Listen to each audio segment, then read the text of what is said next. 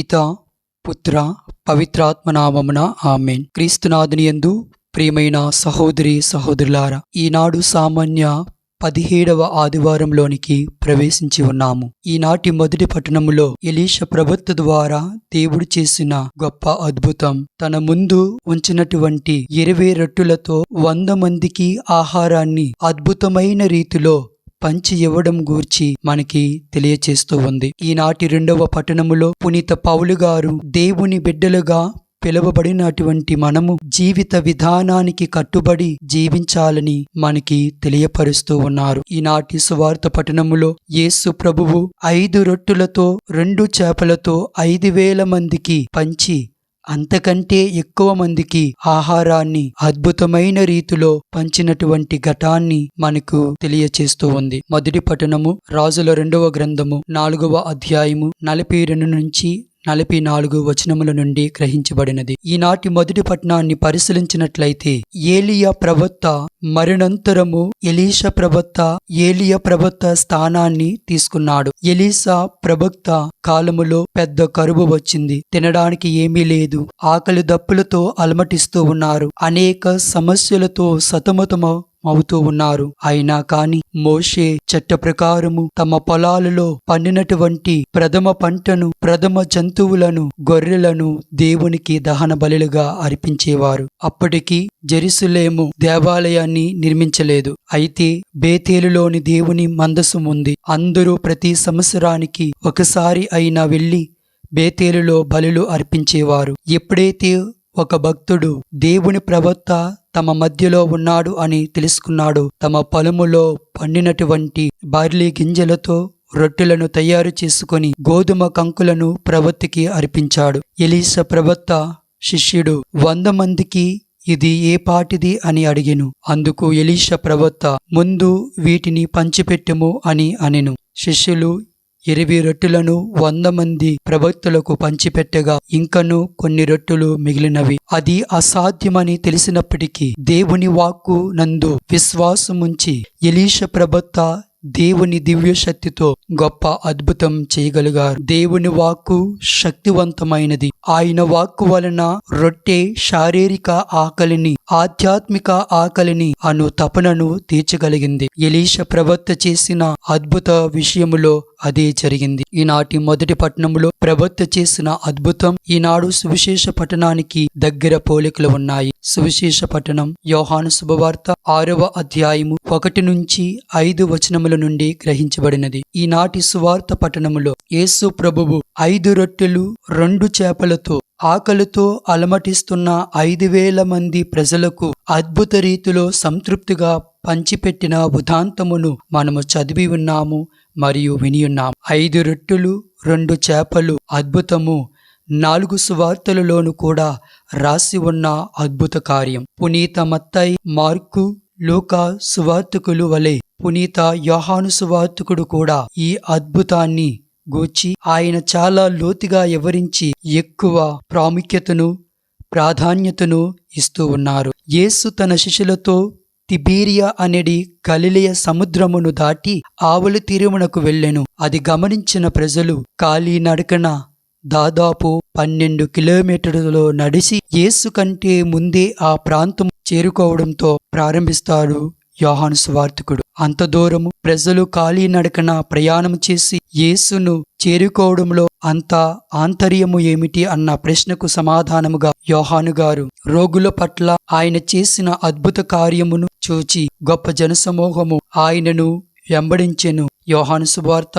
6వ అధ్యాయం 2వ వచనములో ఆయన రాస్తూ ఉన్నారు. రోగుల నుండి ఇతర మానసిక, ఆధ్యాత్మిక, సాంఘిక, శారీరక వ్యాధుల నుండి విముక్తి పొంది మానవ సంపూర్ణతను తిరిగి పొందడానికి, శారీరక ఆధ్యాత్మిక ఆకలిని తీర్చడానికి ఆ జనం యేసు వెంట పరిగెత్తారు అన్న భావం మనకి కలగజేస్తూ ఉంది. ప్రియా సహోదరి సహోదరుల, ఆ జనములో ఎక్కువ మంది కేవలము శారీరక స్వస్థతను ఆశించి, భౌతిక ఆహారాన్ని కాంక్షించి ఎంతో మంది యేసును వెంబడించారు లేదా వెంబడించవచ్చు. యోహాను శుభవార్త 6వ అధ్యాయం 26వ వచనం, మీరు రొట్టెలను తిని సంతృప్తి లైనందున నన్ను వెదుకుచున్నారు. నా సూచక క్రియలను చూచి కాదు అని మీతో నిశ్చయముగా చెప్పుచున్నాను అని క్రీస్తు భగవానుడు అంటూ ఉన్నాడు. యేసు పర్వతమునెక్కి శిష్యులతో అక్కడ కూర్చుండి ఉండెను. యోహాను సువార్త 6:3. పర్వతము అనేక ఇశ్రాయేలుల ప్రజలకు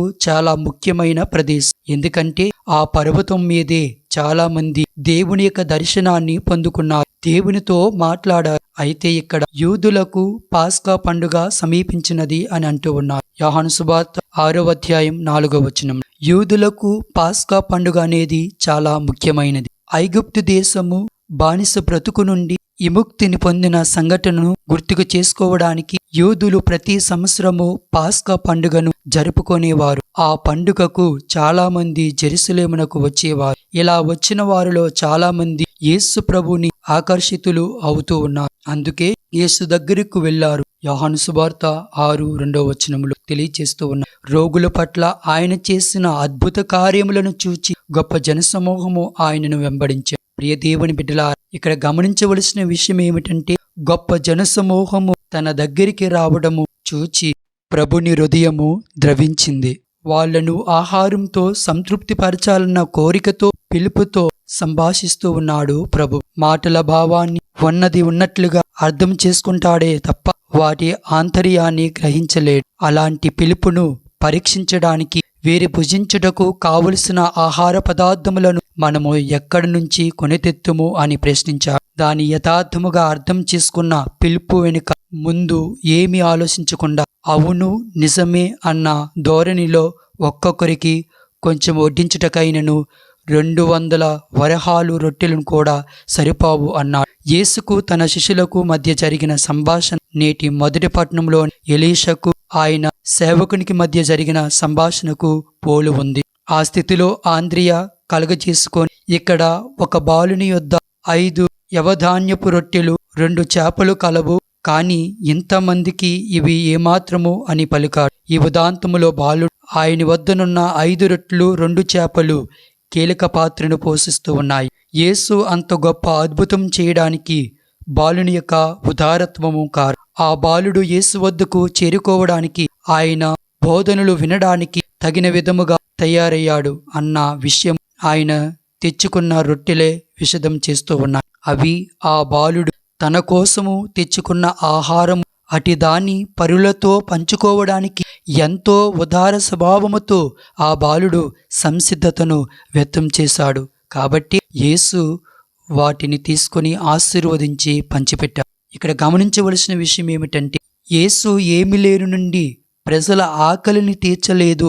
ఒక వ్యక్తి తన దగ్గర ఉన్న దానిని ఇతరులతో పంచుకోవాలన్న ఆశయముతో ఉన్న దానిని ప్రభువు పంచడం ప్రారంభించారు. 5 రొట్టెలు 2 చేపలను ఆశీర్వదించిన తర్వాత ప్రజలకు పంచడానికి యేసు తన శిష్యులకు అప్పగించినట్లు మిగతా 3 సువార్తికులు మత్తాయి, మార్కు, లూకా సువార్తికులు రాశారు.